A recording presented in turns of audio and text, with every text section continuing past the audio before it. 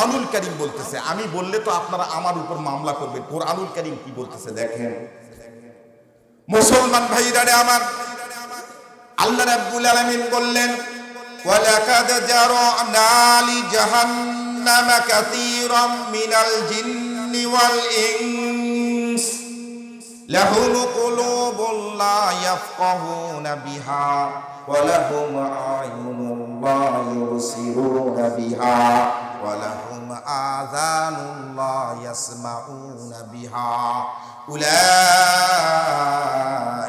কাল আনআমি বাল হুম আদাল উলাইকা হুমুল গাফিলুন।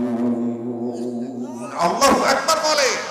আল্লাহ রাব্বুল আলামিন বলছেন, এই মানুষগুলা এত কথা বলার পরও কান যদি থাকে, কান দিয়ে এক কান দিয়ে শুনে অন্য কান দিয়ে বের করে দেয়, কান থেকেও না শোনার ভান করে, চোখ থেকেও না দেখার ভান করে, বিবেক দ্বারা যদি বিবেচনা না করে, এই মানুষগুলা শুধুমাত্র পশু নয়, পশু নয়, এরা শুধু কুকুর নয়, কুকুর নয়, এরা হচ্ছে চতুষ্পদ জন্তুর চেয়েও অধম। চিৎকার করে বলেন নাউজুবিল্লাহ। সম্মানিত হাজিরি, এই কারণেই আপনাদের খেদমতে একটা কথা স্পষ্ট ভাষায় জানাই দিতে চায়, আমাদেরকে মৌমাছির চরিত্র ধারণ করতে হবে। বাবা, সমস্যা হচ্ছে আপনাদের তাকবীর একটু দেন তো, লিল্লাহি তাকবীর, জোরে বলেন লিল্লাহি তাকবীর। আমি ইনশাআল্লাহ 12টা 30 মিনিটের মধ্যেই শেষ করে দেব। এর মধ্যে মাদ্রাসার জন্য আপনাদের কাছে একটু হাত বাড়াবো। তার আগে ওয়াজটা একটু সামনের দিকে নিয়ে যায়। ওয়াজ কিন্তু শেষ হয়নি। আমি মাছি না মৌমাছি এটা বোঝাচ্ছি, আপনারা কষ্ট হচ্ছে। আল্লাহর পয়গম্বর জলিল কদর পয়গম্বর, যতগুলো পয়গম্বর পৃথিবীতে এসেছেন 1,24,000, মতান্তরে 2,24,000, তার মধ্যে শ্রেষ্ঠ পয়গম্বর আমাদের হাবিব। আমাদের হাবিব কেমন মৌমাছি মার্কা হাবিব ছিল বাবা।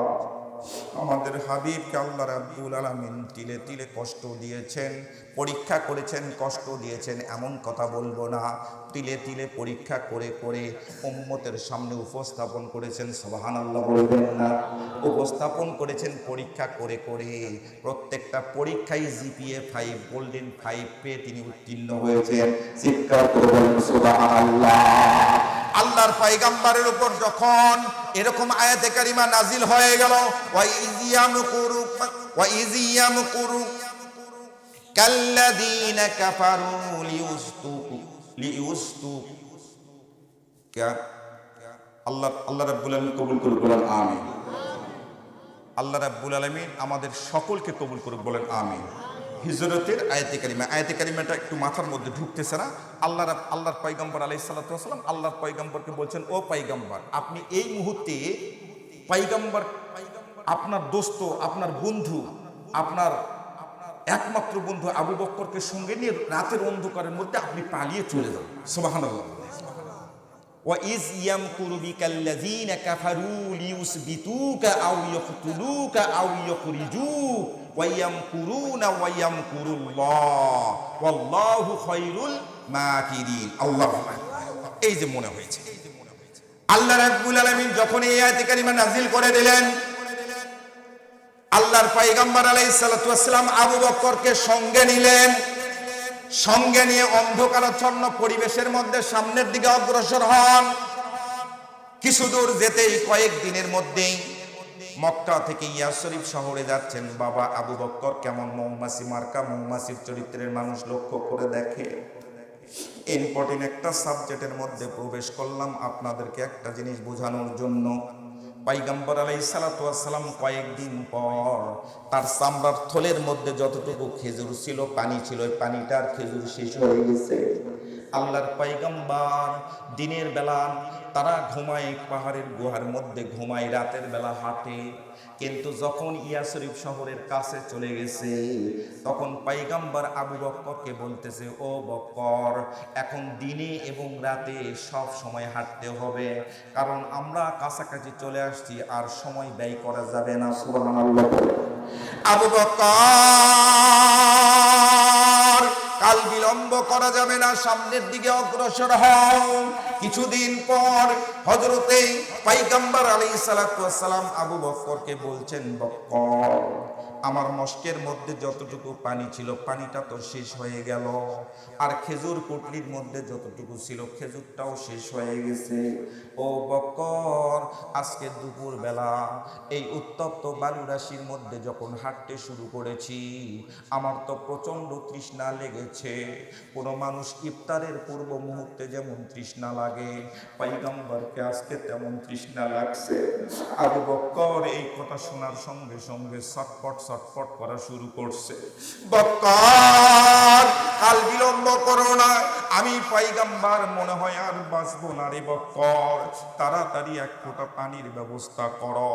আল্লাহর পয়গম্বরকে আস্তে করে একটা গাছের কাছে শুয়াইয়ে দিলেন। আবু বক্কর সময় দিলেন দুপুরের মধ্যে খাড়া রৌদ্রের মধ্যে। এবার আবু বক্কর এক পট পানির ব্যবস্থা করার জন্য পাহাড়ের উপর উঠে যেখানেই বালি চিকচিক করে সেখানেই দৌড় দেয় পানি মনে করে, কিন্তু না না পানি না, বালি রাশি চিকচিক করে। আল্লাহর পয়গম্বরের মাথার নিচে পাগড়ি মোবারকটা আস্তে করে বিছায়া দিয়ে আল্লাহর পয়গম্বর হাতকে বালিশ বানায় ওই বালি রাশির মধ্যে শুয়াই আছে। এমনি এমনি ইসলাম ফতেপুর বাজারে আসে নাই বাবা। এই ইসলামকে আপনি যেমন তেমন ভাবে ব্যবহার করবেন এমন হবে না। আল্লাহর পয়গম্বর বালি রাশির মধ্যে কথা বলতে পারে না, ঘুমায়ে গেছে এমন অবস্থা, অজ্ঞান হয়ে যাচ্ছে এমন অবস্থা। আবু বক্কর পানির জন্য ছটপট ছটপট করে। এমন সময় পাহাড়ের উপরে চূড়ার উপর একটা কুঠির বাড়ি দেখতে পেলেন। এই কুঠির বাড়ির কাছে গিয়ে আস্তে করে যখন ডাক দিয়েছে বাবা, একটা বৃদ্ধ মহিলা দরজাটা খুলে দিল, ওপেন করে দিল। আবু বক্কর বলতেছে, মা, ও মা, ওই যে গাছের নিচে একটা মুরব্বী শুয়ে আছে, আমার ওস্তাদ ওখানে শুয়ে আছে। পয়গম্বরের পরিচয় দেয় না, আল্লাহর নবীর পরিচয় যদি দেয় তাহলে বিপদে পড়তে হতে পারে। এই কারণেই বলে ওটা আমার মুরব্বী, ওটা আমার ওস্তাদ, ওনার প্রচন্ড পিপাসা লাগছে। ও মা, একটু যদি এক গ্লাস পানির ব্যবস্থা হয়ে যায় আমি বাঁচবো, আমার মুরব্বীকে বাঁচাইতে পারবো। আবু বক্কর কাঁদো কাঁদো কণ্ঠে এমন কথা যখন বললেন, বৃদ্ধ মহিলা ডাক দিয়ে বলে, ও বাবারে, আমার বাড়িতে তেমন পানির কোনো ব্যবস্থা নেই। আমার স্বামী, আমি তো নিঃসন্তান মানুষ, আমার স্বামী বাজারে যাই কাঠ বিক্রি করার জন্য, কাঠুরিয়া মানুষ। 7 দিন পর বাজার থেকে ফিরে, যখন 7 দিন পর বাজার থেকে ফিরে 7 দিনের খাবার নিয়ে আসে, 7 দিনের পানি নিয়ে আসে। আমরা পাহাড়ের উপর বসবাস করি, এখানে কোনো পানির ব্যবস্থা নেই। এই কথা শোনার সঙ্গে সঙ্গে আবু বক্কর কুল কিনারা কিছু খুঁজে পায় না। একটাই মাত্র নিশানা ছিল, একটাই মাত্র জায়গা ছিল যখন পুরে ঘরের এই সন্ধান পেয়েছিল। আবু বক্কর পিছনে ঘুরে সামনের দিকে অগ্রসর হবে, হঠাৎ করে কানের মধ্যে বেজে উঠল ছাগলের ডাক, বকরির ডাক। ছাগলগুলা যখন ডাকতে শুরু করলো, বাড়িতে কয়েকটা ছাগল ছিল ওই বুদ্ধ মহিলা। আল্লাহর পয়গম্বরের জলিলে কদর সাহাবী পিছনের দিকে ঘুরলেন, পাগড়ি মোবারক দ্বারা পাগড়ির লেজটা দিয়ে চোখটা মুছতেছে, দাড়ি মোবারক ভিজে যায়। আবু বক্কর গোয়ালের দিকে তাকিয়ে দেখে কয়েকটা ছাগল সাদা। বৃদ্ধ মাকে ডাক দিয়ে বলতেছে, ও বৃদ্ধ মা, এই ছাগল ছানাগুলা কার? কার বকরির বাচ্চা? বৃদ্ধ মহিলা ডাক দিয়ে বলে, আমাদেরই আমাদেরই আমাদেরই এগুলো ছাগল। ও মা, এখান থেকে একটা ছাগল যদি আপনি দেন, দুধ দহন করে আমার মুরব্বীকে বাঁচাতে চাই, আল্লাহর পয়গম্বরকে বাঁচাইতে চাই।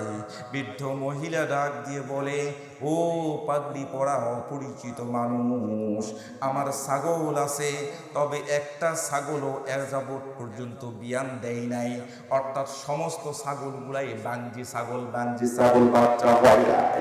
আবু বক্কর ডাক দিয়ে বলে, পয়গম্বরকে বাঁচাতে হলে আমাকে এই বুদ্ধি করা লাগবে, এটাই উত্তম বুদ্ধি। আস্তে করে মাটিতে বসে পড়লেন, 2 হাত বৃদ্ধ মার দিকে তাকিয়ে বৃদ্ধ মার কাছে সাহায্য চাইলেন। ও মা,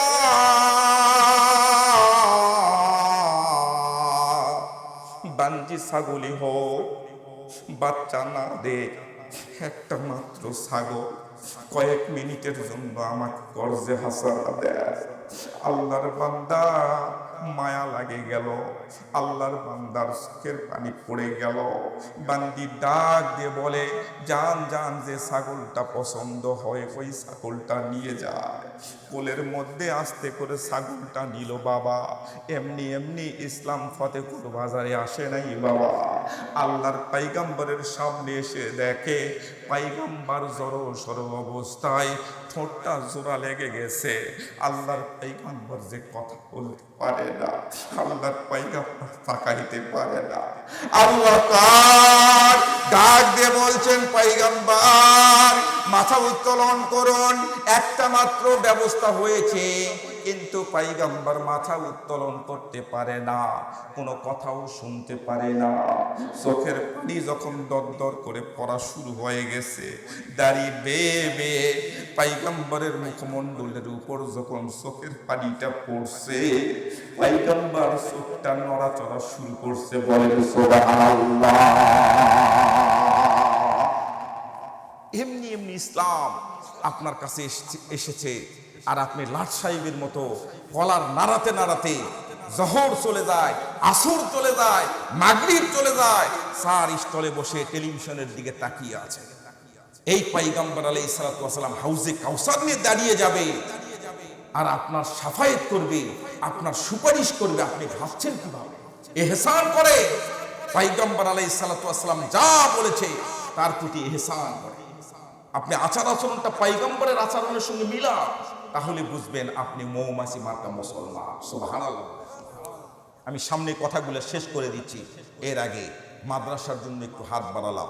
আল্লাহর পয়গম্বর ওখানে অজ্ঞান অবস্থায় পড়ে আছে, মাদ্রাসার জন্য হাত বাড়ালাম। মাদ্রাসার জন্য যে যতটুকু পারে